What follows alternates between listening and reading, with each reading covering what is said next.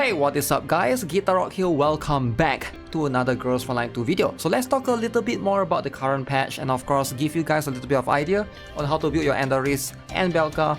First things first, very important thing. So aside from all of this event and stuff right now, if you guys are not aware, something that I do get asked a lot, there's two battle passes right now. If you go to the voyage right here, you can see we got one battle pass right here. Alright, this is going to be the first one that you can get. And then of course, if you go to the top left, there's this thing called the Arc Light Locks. And then you have one more battle pass right here. You actually have two battle pass in this particular season. Now they are a little bit different. Alright, the Arc Light Locks, you can see this one is a little bit cheaper at $7. Alright, it's going to give you a little bit of, you know, lesser materials overall, while this one right here is going to give you it is going to be the standard one at $10. If you were to get this, this is going to give you the standard materials. Now obviously the total materials that you get is going to be a little bit different. I'll screenshot and compare it for you guys, but you guys can see the Arc Light Locks, just so you guys know, gives you less materials in total, so you can see right here for yourself, right? So this one has total of a little bit more in terms of the materials that you obtain, and also give you more of these purple cores, right, which is going to be important for your characters, 6 as opposed to 4 right here. So you do get what you pay for, in case anybody is wondering, because I think some players were confused. There's two battle pass, why not get the cheaper one? The truth is the cheaper one actually gives you a little bit less materials, but if you can only get one and you want to get like some of the, you know, exclusive 5-star weapon from the battle pass, then maybe you can consider getting the cheaper one. But if not, then definitely consider getting the usual one, right? It's up to you guys. Both are going to be priced accordingly. Just make sure you guys are aware that there's differences in both of them, right? They are not the same in terms of materials. So let's talk about the current banner right now. So as you can see, I've gotten my Belka skin right there. I do like this skin a little bit more than the default one. So we do have Belka and Andoris in the current patch. So let's talk a little bit more about both of them. Ideally, there's some misconception going around, so hopefully in this video I'll try to clear a little bit more. Alright, first things first, if you guys did not watch my previous video, the recommendation is to pull for Anderis. Alright, Anderis is going to be by far the better character out of the two. Belka is still being used on CN, however, she's right there in the 5th slot for the flex spot. So right now, if you guys are not aware, how it works is Electric Team in CN is going to consist of these 5 characters. So we got the standard Leva. This is going to be our main DPS. Alright, so just keep in mind she's going to be the main DPS and you're not going to replace her anytime soon. So she's pretty much going to be there. So right here, main DPS. So that's going to be for your Leva right here. Now Lena is going to be one of the core support. So it is a little bit more complicated, but she's pretty much a core support because what she does is she doubles the as far as I know, the negative charge as well going into the team. Now same goes for Jiang Yu. Since she has gotten rework, she's also going to be one more support. She's right now one of the strongest character in the game after the support. She has one of the highest stability damage dealt as far as I know, and also she fits really well in Electric Team, helping all of them after the rework. She's just a very good character.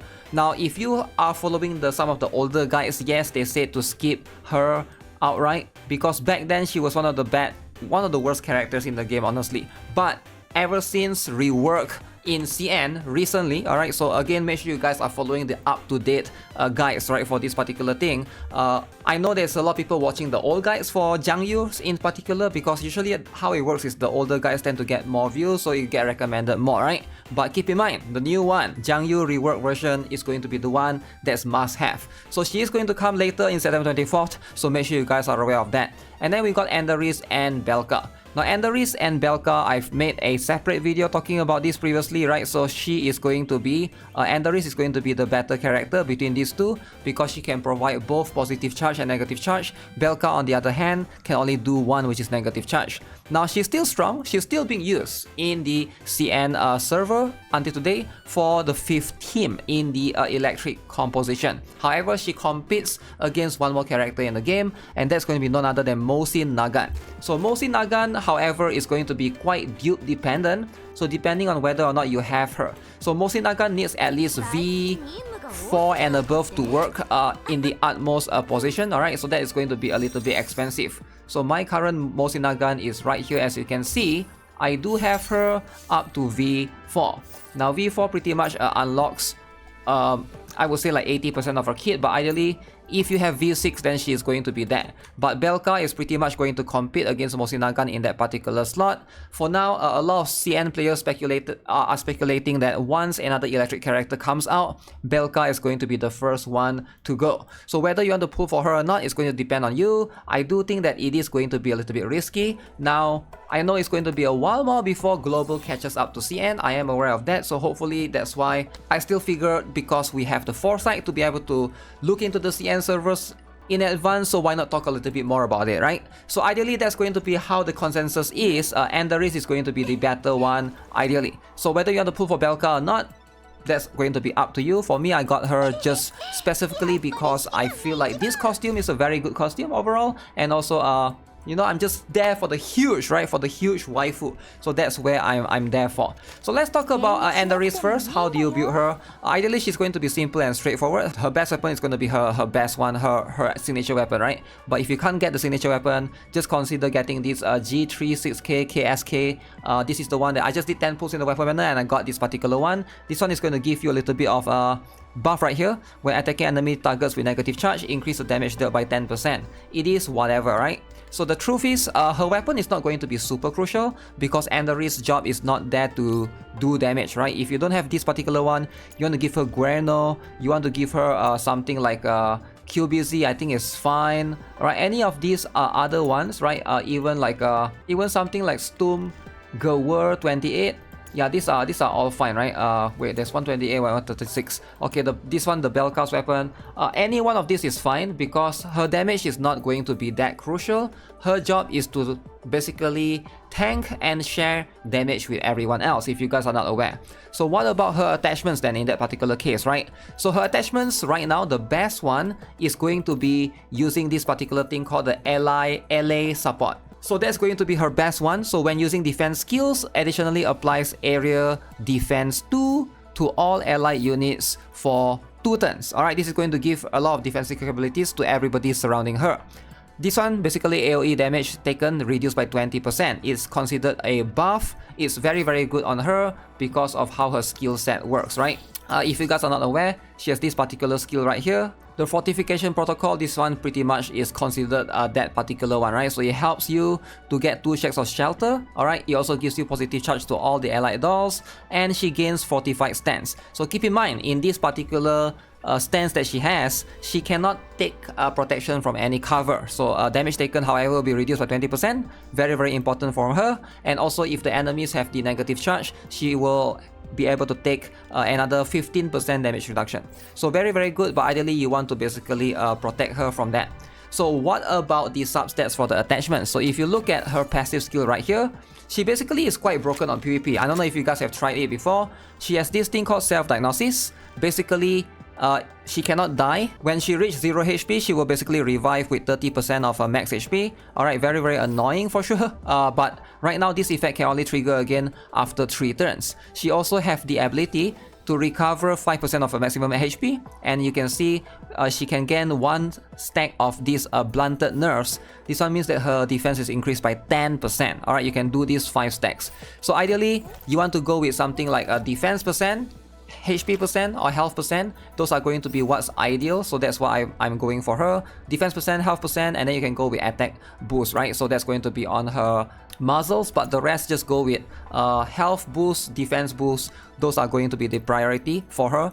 She cares more about that because, like I mentioned, most of the time she's not going to be there to do damage, and also you want to give the turrets more defense as well. So ideally defense boost is going to be a little bit more priority as opposed to attack boost because of the turrets that she deploy. The turrets that she deploy is going to scale off. Right here you can see it scales off her stats as well. 50% of her HP, 50% of her attack, but 100% of her defense. So that means giving her more defense means the turrets will have more defense, and it's much easier for you to use it so that they don't die from AoE and stuff, right?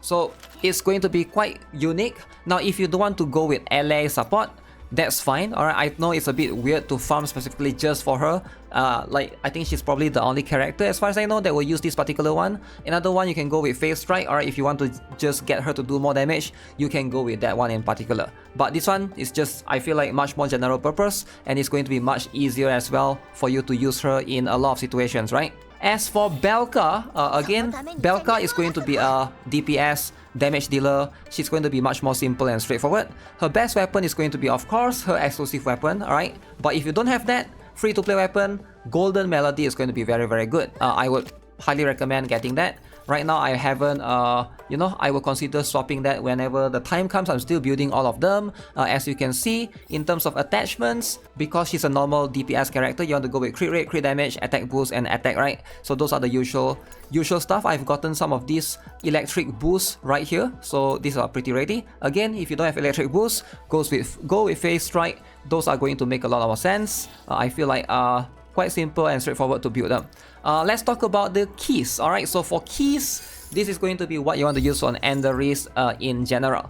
So Anderis, her concept, like I mentioned, is going to be all about helping to tank and helping your team survive, and also providing buffs at the same time. You don't want her to die, but at the start of the battle, 3 points of Conflictance Index. This one is going to be one of the more important one. Also, you can also get this particular one, which is going to be this particular one. So at the start of the battle, she gives positive charge to all allied dolls for 3 turns. This is going to be very, very helpful. Just at the beginning, straight up, you are able to provide that to the team. Now the third one is going to vary a little bit, right? So it can go either with this particular one if you want to basically cleanse the debuff. If you want to do that for her, she can do that whenever she uses her ultimate skill, right? So I feel like this one is going to be quite good. As for the other ones, this one is going to do a little bit damage. It's not going to be for her because she's not there to do damage, right? Unless you have her at V6. Now in most cases, this one is going to give you a little bit of shelter as well, and the last one, this one is going to, I guess this one is good for bosses, because you can see enemy unit with the highest max HP, you will get electro charge. This one can be good as well if you're fighting bosses, but in most cases I feel like this one makes more sense if you're trying to cleanse debuff, much more for a general use, whereas the other one is for boss, right? So what about Belka's key? In terms of Belka, her keys are going to be also quite straightforward if you are building her. This particular one is not that good. Basically just give her recovery HP. She don't really need that. I feel like this particular one, right? At the start of the turn, right, increase the movement speed. This is going to be very, very important if there are enemies nearby. You can also go with this particular one if you're fighting a boss, okay? If there's a boss unit with negative charge, she's gonna gain more critical rate and of course damage up 1. And then this particular one as well, alright, when using the active skill, Crackling Core, Belka's attack is increased by 10%. So these 3, I would say, is pretty much going to be her go-to keys. The others, it depends, right? But I feel like for Belka, you either want to get this if you're looking to build her as a serious DPS, so this is going to be quite crucial for her. So in that case, you gotta expand all of those anyways. So that's pretty much going to be it for this particular video. Let me know what you guys think of the latest patch right now for Girls Frontline 2. Make sure you guys save for Anderis. I don't recommend pulling for either Belka or Anderis' weapon, but when Jiang Yu comes, I do recommend getting Jiang Yu's weapon instead, because hers is going to be quite good. So that's going to be pretty much it for this particular video. So with that being said, subscribe if you guys haven't already. Give this video a like, and let me know if you guys think I missed anything else in this particular video. I'll see you guys in the next one. Have a nice day. Goodbye.